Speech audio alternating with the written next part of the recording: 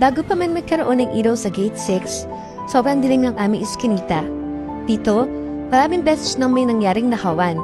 Minsan, daanan pa ng kung sino-sinong tao, lalo na sa tuwing oras ng gabi, nakakatakot dumaan. Kahit saglit lang, pero hindi na hinayaan ni Ate Agnes na si Val na manatiling ganito. Agad siyang kumilos at nagpadala ng request sa ating mahal na Mayora Maan Teodoro. Gusto niyang magkaroon ng ilaw para sa kaligtasan ng lahat. Sa tulong ng kanyang malasakit, sigurado na ang safety ng bawat isa, na sa bawat gabi, hindi natakot kung diliwanag ang aming makikita. Maraming salamat sa request mo, Ate Vong, sa tulong ni Mayor Maan Teodoro, at pati na rin sa mga kuwede na nagkabit ng ilaw sa aming iskinita. Maraming salamat po! Wala na, kinuha ko mo. Dapat meron na lang!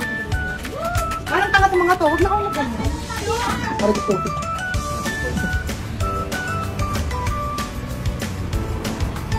Go President Bonsai. Kuya! So ginagawa yung ilaw namin dito. Ni-request ni ate, bilang hindi lang kayo makapag-request nila. Merienda po!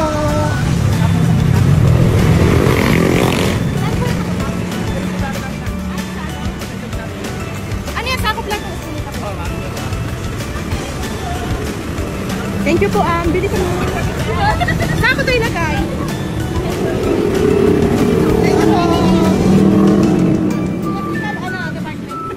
Thank you, sir. Thank you po, sir.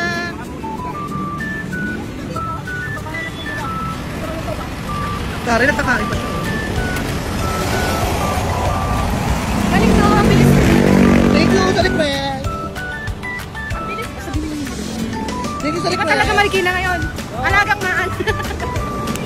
Pero sa'yo, babalik yung Tupperware, ah. Thank you po. May ilaw na kami. Wala ang takilan mo. Hindi na kayo matatapay. Ano daw? Pinarequest po namin yung ilaw na yan para for the sake of safetyness ni Beba. Baka kasi bigla na lang namin malaman isang tomboy na buntis. Kaya ko na ilawan namin.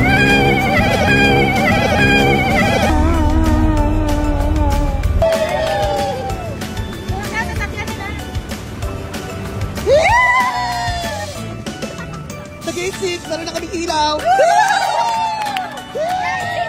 Gate 6, gate 6, gate 6, gate 6, gate 6.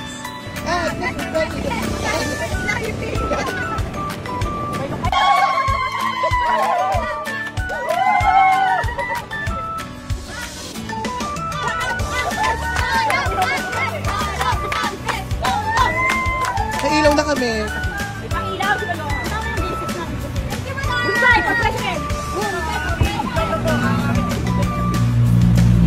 Sorry, hindi ko kaya.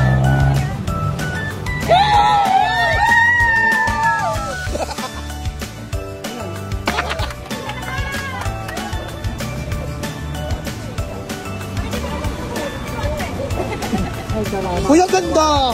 Ang liwanag! Sir, thank you po! Thank you, kuya! Thank you, sir! Pero yung Tupperware po, ha? Yay! Pila yan! Iba! Ang alagang malag. Alagang na. Dito para ang ating subdivision ay maganda.